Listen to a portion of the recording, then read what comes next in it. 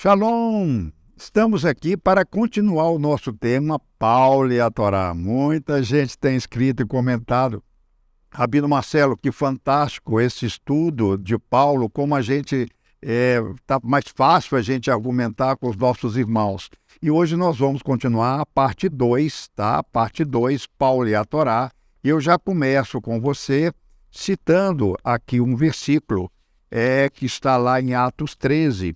Tendo passado, pois, Paulo por Anfípolis e Apolônia, chegaram a Tessalônica, onde havia uma sinagoga de judeus. Paulo, segundo o seu costume, foi procurá-los e por 3 sábados arrazoou com eles acerca das Escrituras. Está lá em Atos, capítulo 17, verso 1, não é? Até 20. Então, aí nós estamos vendo Paulo indo à sinagoga conforme o seu costume. Que sinagoga era essa? Era uma igreja evangélica, uma igreja católica? Não, não havia igreja católica ainda, que apareceu só oficialmente no século III para o século IV. Então, Paulo, nas sinagogas havia judeus tradicionais, judeus que criam na Yeshua, e judeus que não criam, e havia também gentios. Nós vamos ver daqui a pouco. Atos 13 mostra, Atos 18, verso 4, fala, os gregos estavam ouvindo a palavra de Paulo nas sinagogas. Então, a sinagoga era o local do estudo bíblico, não é? E hoje nós queremos refutar o problema 4. Qual é o problema 4? A antiga aliança foi removida, ou seja, Deus anulou a antiga aliança. E o texto que nós vamos basear está lá em 2 Coríntios, no capítulo 3, no verso 14. Eu vou ler para vocês. Mas o sentido deles se embotaram, pois até o dia de hoje, quando os judeus fazem a leitura da antiga aliança, o mesmo véu permanece, não lhe sendo revelado que no Messias, em Cristo, é removido. Gente, Yeshua não removeu a lei. Esse texto está em consonância com Romanos 11. Romanos 11, Paulo começa a carta dele assim: por acaso Deus rejeitou Israel? Em outras palavras, por acaso Deus rejeitou a antiga aliança com o povo judeu? A resposta de Paulo é Halila, não. Deus não rejeitou o povo de Israel. E ele fazendo uma midrasha, gente, aqui com Jeremias, por exemplo, 31, no verso 35, Jeremias fala assim: essa aliança é tão eterna, tão perpétua, que desde que haja estrelas, céus, não é? Luas, todos esses astros, toda essa ordem, desde quando essa ordem funciona, essa ordem existir, jamais eu rejeitarei a casa de Israel. Então Jeremias deixa claro, Paulo sabia Jeremias, e ele fala isso, que Deus não rejeitou essa aí. Então o que foi abolido aí? O que foi ali sendo tirado ali? Foi o quê?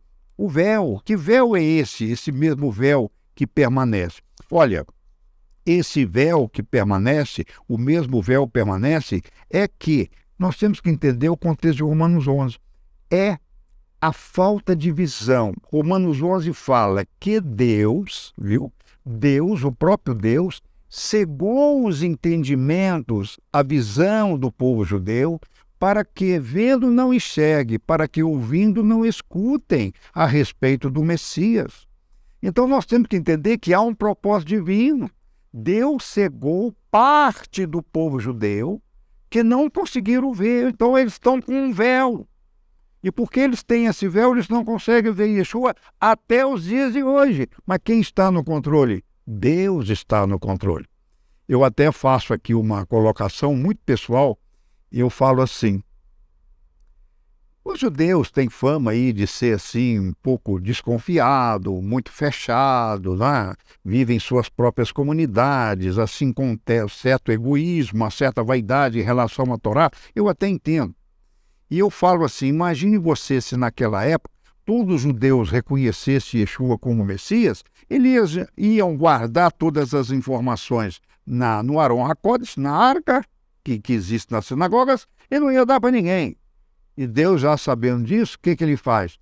Ele cega parte do povo judeu quanto ao entendimento do Messias e abre as nações que são chamadas de gentios ou não judeus. Isso é o amor de Deus. Ou seja, os últimos serão os primeiros, e os primeiros serão os últimos. Deus é tão incrível e ama tanto as nações, assim como Israel, que vai deixar Israel para o final. Então, essas boas novas agora vai para o mundo todo, o véu permanece, eles não conseguem ver, mas eu já falo, esse véu já está sendo tirado. Então eu, por exemplo, como judeu messiânico, fundador aqui da Sinagoga Hatzion, do Ministério Ensino Sião, um dos pioneiros do Brasil, do judaísmo messiânico, congregamos judeus e não judeus que creem em Yeshua, ou seja, esse véu está sendo retirado. E Romanos 11, 29 fala que haverá, 26 quer dizer, 11, 26, que todo Israel será salvo. Então, de Sião virá o libertador. O que significa isso? Yeshua está voltando, não é? Então, você quer saber quando Yeshua volta? Nós vamos ministrar daqui para frente uma palavra só sobre a volta de Yeshua em relação à igreja de Israel. Olhe para Israel. Israel ainda é o relógio de Deus e essa antiga aliança não acabou e nem foi adulada. Vamos passar então para o problema número 5. O problema número 5, a refutação 5, é que muitos cristãos usam o versículo de 1 Timóteo 4, 1, 3 para falar que Deus anulou as leis alimentares. Então vamos analisar esse texto e fazer a refutação devida.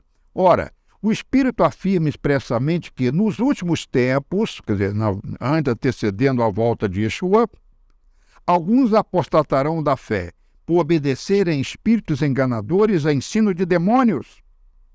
Gente, olha aqui, eu vou explicar o que é espírito de demônio. Espírito de demônio é o ocultismo, as ideologias malignas que se afastam de Deus, as ideologias ateístas, tá? E aí entra o comunismo. E eu falo para vocês que o comunismo, a ideologia comunista está infiltrada nas igrejas cristãs. Eles põem mais dogmas, creem mais nas suas próprias regras criadas ao longo da igreja cristã, não é?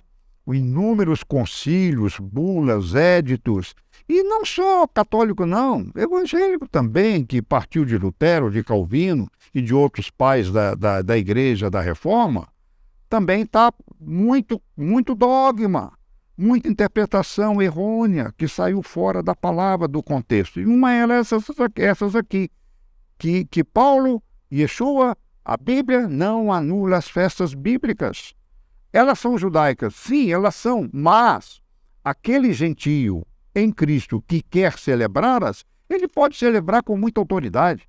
E quem vai receber a bênção? Lembram vocês que eu falei aqui de mandamento, estatuto e ordenança? As festas são estatutos. Ou seja, quem recebe a bênção? Aquele que celebra. Nós sempre deixar isso claro. Quem ganha a bênção? Aquele que celebra. Então, ele fala assim, obedece a espíritos enganadores de demônios pela hipocrisia dos que falam mentiras e têm cauterizado a própria consciência, que proíbem casamento e exigem a abstinência de alimento que Deus criou para serem recebidos, com ações de graça pelos fiéis. Aí, o que acontece? Os cristãos viram e falam assim, tá vendo? Todo alimento que Deus criou, eu tenho que receber. Não. Todo alimento que Deus criou não quer dizer que é aprovado para consumo, não é? Então, há alimentos impuros. A regra de Levítico 11 é o cardápio. Deus criou o homem, e eu tinha certeza, se você crê que Deus criou o homem, a sua imagem, a sua semelhança, não daria Deus um cardápio para ele? E a gente vê que o homem era vegetariano até Noé.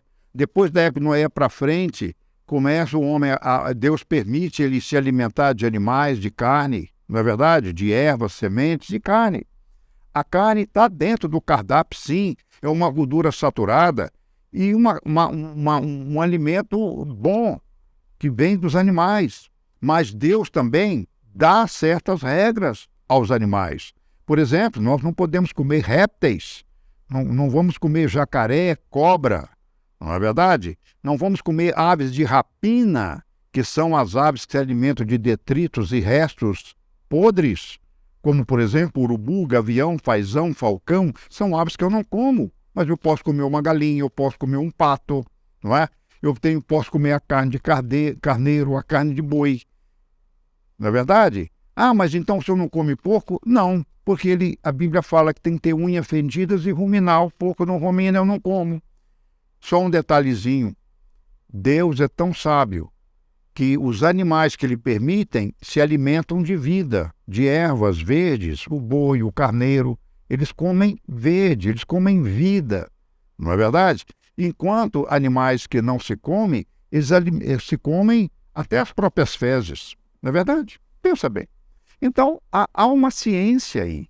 Eu não estou falando agora, você agora me proibiu de comer camarão. Não, você come o camarão que você quiser, o porco que você quiser, comer o torresmo que você quiser. Eu estou aqui para abençoá-lo, para trazer um entendimento pleno das Escrituras. E Deus é pleno, a restauração é plena. Esse é o nosso título do estudo, restauração plena. E aí eu te falo que os versos acima não estão anulando as leis alimentares. Deus cria e depois Paulo anula? Deus cria e Yeshua anula? Isso não teria sentido. Paulo era zeloso com a Torá, nós vamos ver aqui em Atos 21, ele era zeloso, ele era um judeu zeloso. Não é? Tinha cidadão romano, mas ele não vivia como gentio, ele vivia como judeu.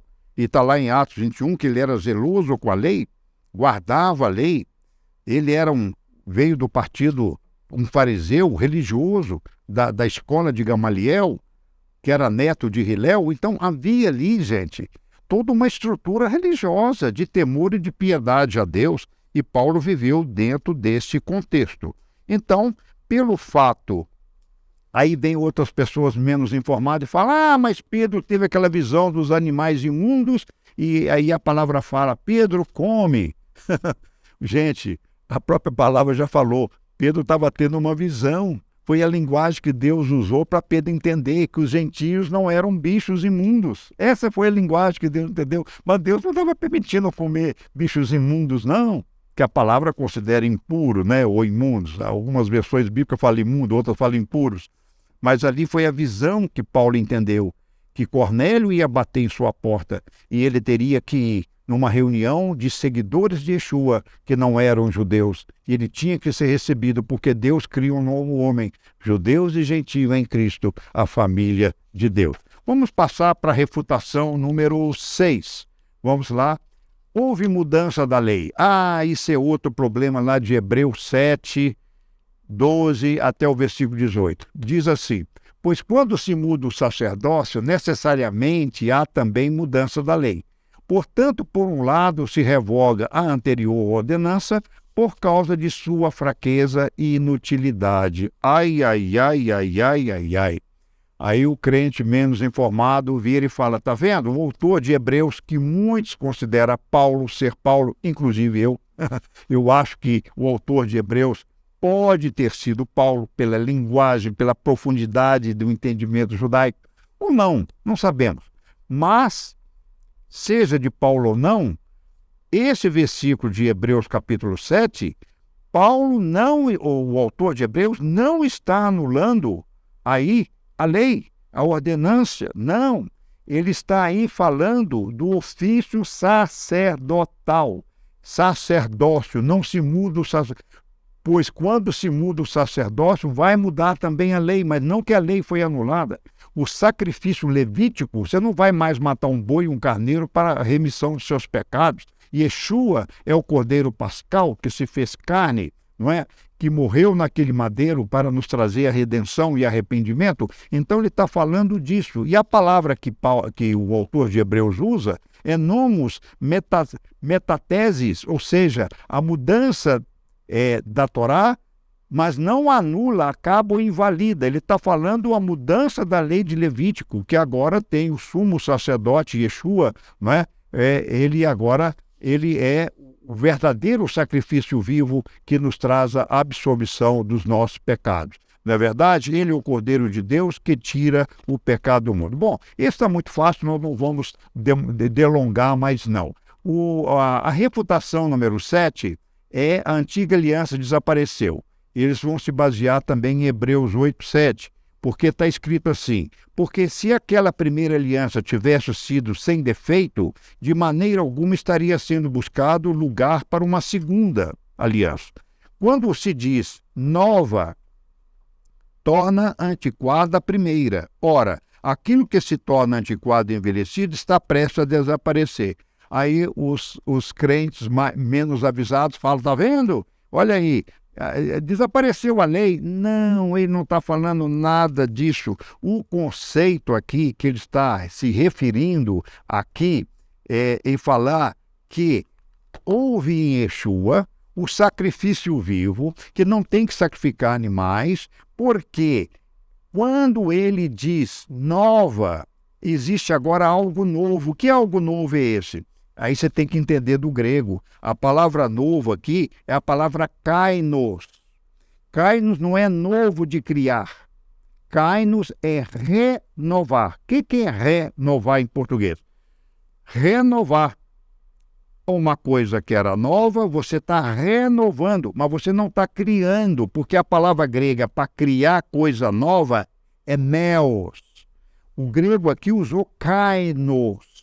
Kainos é renovar. Então, como é que eu vou ler o versículo? Eu vou ler o versículo assim, que a primeira aliança, não é? Ela veio, em comparação com a segunda aliança, que é de Yeshua, ele veio kainos, ele veio renovar. Não que ficou nova e a outra ficou velha. Ô, gente, Santo Inácio, lá no ano 115, começou com essa doutrina. E depois chegou lá Marcião, que falou: olha, tudo que é Israel, tudo que é Antigo Testamento é velho. Daí que apareceu o termo Velho Testamento e Novo Testamento. Não existia a palavra Velho Testamento e nem existia a palavra Novo Testamento até que Marcião definiu isso. E isso já foi no século III para o século IV. Gente, já havia se passado 300 anos. Não havia a palavra Velho Testamento, porque quando fala velho, isso aqui é algo retrógrado, já acabou, etc e tal. Agora tem o novo. Bom, então estou corrigindo aí o texto de Hebreus, que a palavra kainos não é novo de criar uma coisa nova e anular a antiga, é de renovar. O que é renovar? A graça renova, a aliança de Yeshua renova a primeira aliança. É isso aí que está escrito.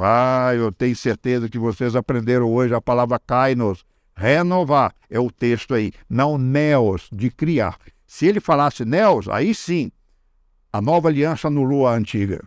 Criou uma nova e a velha foi embora. Não, esse é o entendimento errado. Ele renovou. A graça de Deus renova. Porque quando eu nasço de novo, a raiz do pecado saiu. Mas eu tenho que viver numa proa, num caminho. E esse caminho tem cheio de regras, placas de trânsito, como eu já preguei aqui, já me ensinei isso aqui. É como fazendo uma analogia com a lei. Eu sou crente, mas eu não posso adulterar, não posso matar, não posso roubar. Eu tenho que honrar meu pai e minha mãe. Eu tenho que respeitar o meu vizinho, eu não posso remover o marco das portas do meu vizinho. O que é isso? Eu estou debaixo da graça, então você pode fazer isso tudo? Eu estou debaixo da graça, pelo contrário. Olha, você quer saber de uma coisa? Eu vou ser um pouquinho bravo agora e enérgico com você. Você está me seguindo, você não é obrigado a me seguir. Primeira coisa, eu não estou aqui para te convencer a nada, eu estou aqui para ser bênção, para abrir para você uma perspectiva, uma ótica judaica de ver as Escrituras. É isso que eu estou fazendo. E para aumentar a sua fé, não é verdade? Yeshua, na minha opinião pessoal, colocou a graça num nível muito mais difícil que a lei. A lei é fácil cumprir, mas na graça nem tanto. Porque na lei de Moisés, se eu não adulterar com uma mulher, ou seja, se eu não for com uma mulher, tiver um ato sexual com ela ilícito, seria adultério, eu não adulterei. Mas Yeshua fala assim: se você olhar com olhares impuros para uma mulher, você já adulterou com ela. Gente, a graça é um nível muito mais pesado do que a lei. Outro exemplo, na verdade, outro exemplo você pode dar, além do adultério. Se eu não matar o meu semelhante, eu não pequei, eu não assassinei, não matarás. Eu não matei, então estou bem com a lei. Mas o que Yeshua fala? Se você odiar o seu irmão, você já assassinou o seu irmão, você é um assassino. Ai, ai, ai, ai, ai. Vocês estão vendo que o nível da graça é muito mais pesado e muito mais sério, muito mais, exige muito mais de mim, porque agora a graça, a lei viu o externo, mas a graça viu o interior dos seus olhos e da sua mente. Gente, isso é lindo, entender a graça e a lei, porque elas andam juntas. E vamos então encerrar, passar para o problema número 8. Qual é o problema número 8?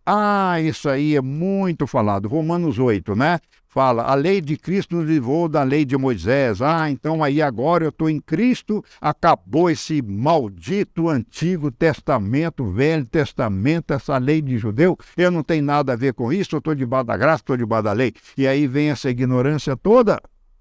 Gente, aqui eu vou ler direto aqui da minha Bíblia, Romanos 8. Preste atenção. Aí, está na tela, né? Porque a lei do Espírito da vida no Messias, Yeshua, te livrou da lei do pecado e da morte. Gente, ele não está anulando a lei. É tão simples entender isso aqui que você vai entender e você vai ficar muito feliz. Esse vídeo vai ser um pouquinho mais longo, tá? Porque eu vou encerrar com isso aqui. Há aqui duas leis. E eu vou te dar um exemplo, uma analogia muito fácil de entender. Existe a lei da gravidade? Sim, existe. Tudo que você soltar, cai. Essa é a lei da gravidade. Agora, por que o avião voa? Por que o pássaro voa? Ele anulou a lei da gravidade? Não. Ele está em outra lei. O pássaro tem uma lei do voo, que é a mesma lei que o avião tem. Eu não vou explicar isso aqui na física, mas você sabe. O pássaro obedece uma lei do voo, que o avião também obedece e voa. Que eles anularam a gravidade? Não. Mas eles tornam a gravidade sem efeito. É isso que Paulo está falando. Se você tiver no Espírito de Cristo que te dá vida, você torna sem efeito a lei do pecado, as leis da Torá que geram, o não cumprimento gera a morte. Entenderam? Não é muito mais interessante? É isso aí que você tem que entender. Então, eu vou encerrar aqui e vou dizer a você o seguinte. É fantástico a gente estudar as Escrituras nesse prisma judaico. O que nós estamos fazendo aqui com você não é trazendo o judaísmo. Nós não precisamos disso. Halila, me livre dessa maldição de voltar ao judaísmo. Não.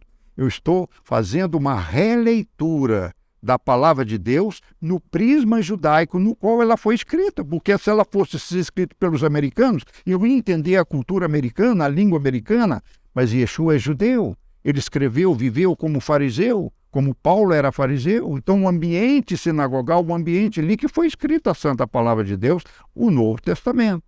E por isso nós estamos aqui para abençoá-lo. Shalom, shalom. Até o próximo vídeo.